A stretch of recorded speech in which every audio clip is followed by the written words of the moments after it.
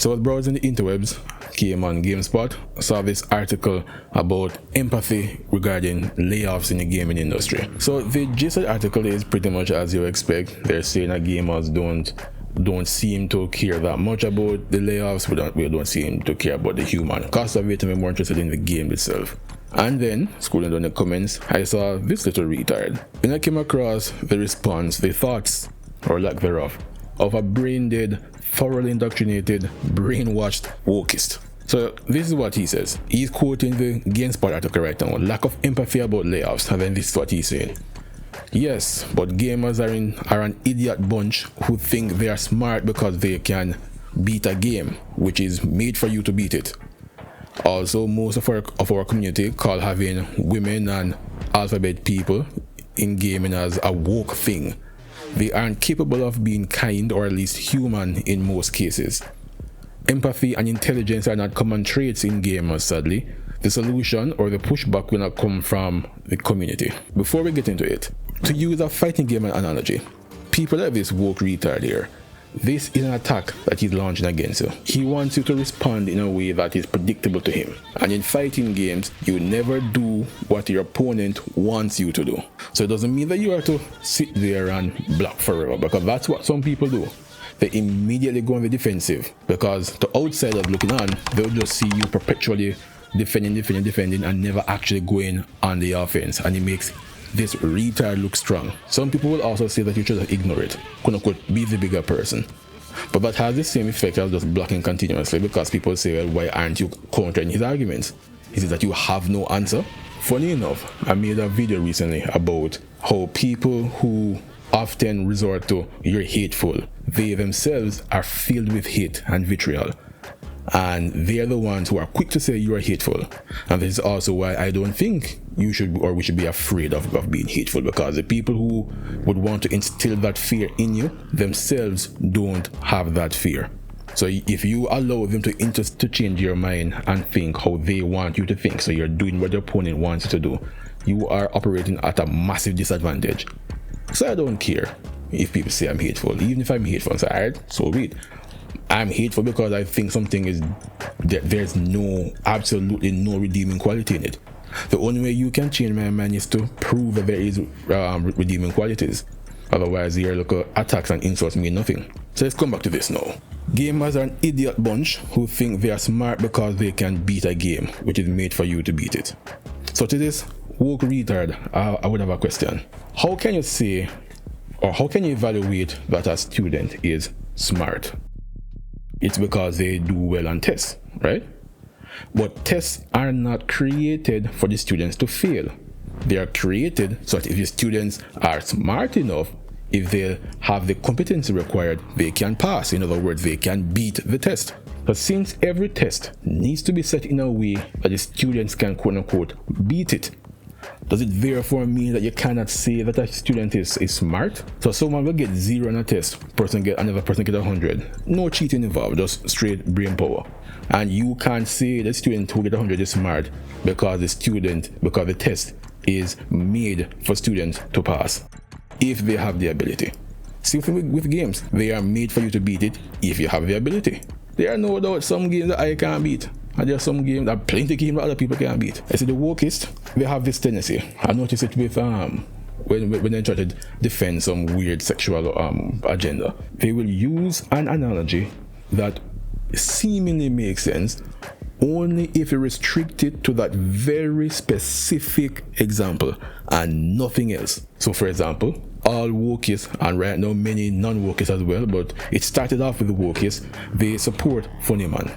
So okay, it's not fair for you to discriminate against one based on their sexual attraction. Sounds reasonable if you limit it to that. But you have other sexual attractions such as pedophilia.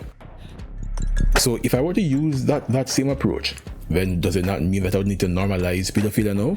How is it that you are arguing, your fundamental argument is you cannot discriminate against someone based on what they're attracted to, but then it's still okay for me to discriminate against someone based on what they're attracted to? That is not consistent. So that line of reasoning need to be, if they were intellectually honest, I want to have the best, most refined libertarian or left-wing view, they would acknowledge that, okay, there's a loophole in this argument. We need to change it to close this loophole. That's what philosophy was back in the day. There are some loopholes in utilitarianism, for example. You incorporate those loopholes and then so you break apart from classical utilitarianism because that can be easily exploited. That is an honest philosophy. This woke thing is not, because when you point out things like this, they will say, nah, let's just pretend it doesn't exist. So that's the first problem with this first line. The second problem is something that leftists always do as well, and that is overgeneralize. I have never been to any convention. I have never gotten any text messages on my phone, no emails. We weren't linked telepathically. Where we, as people who enjoy this hobby, think we are smart because we can beat the game. You have a few people, no doubt, who take pride in their ability to beat a game in a very short amount of time, or no damage, or the best builds or whatever, and okay, you're smart and competent in order to do that, and that's fair, that's fine. But it is incredibly disingenuous to then make a blanket statement and say gamers are an idiot bunch because we think we are smart because we can beat a game. Next, he said most of our community call having a woman and alphabet people in gaming as woke. So this is a tactic that leftists love to use, and it is really disgusting. False equivalency. This is how they conflate two completely unrelated things. What they will do is they will look at women, look at funny people, and say, all right, since they both have had diminished right in the past, they are both of equal value, of equal worth, and they are the same. Therefore, if you support one, you need to support the other. That's how they group everything together. Are you really going to sit there and tell me that chromosomes and attraction are the same thing? They do the same thing with black people too. They would say women, black people, and alphabet people, and lump everything in one. And they make no distinction between them. So even if you are actually anti one of these things, they won't point at the one that you are against. They will paint you with a broad stroke and say you are anti all of these things. I was watching some videos on some voting bills going on in the US, and apparently Democrats do this weird thing where they tie aid to Ukraine to other spending bills, and some Republicans say no, we want to spend things on Americans, but we don't want to give any more money to Ukraine. And what the Democrats will do is, and they will then go out and say, see, the Republicans have stopped this bill that will improve the lives of Americans. I said, no, that's not true. You were the one who inextricably tied two unrelated things together. You could very well separate the Ukraine funding from the domestic affairs, and the Republicans would vote for the domestic and no for the Ukraine thing.